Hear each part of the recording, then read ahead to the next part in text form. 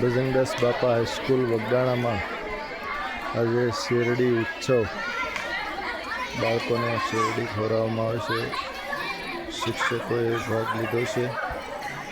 જો આમ શેરડી પડી છે. પાછળની સાઈડ ભાઈઓ છે, આ સાઈડ બહેનો છે.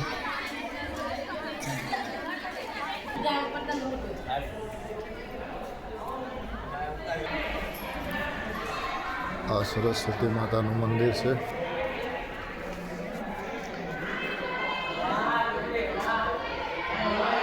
અમારી શાળાનું કેમ્પસ છે.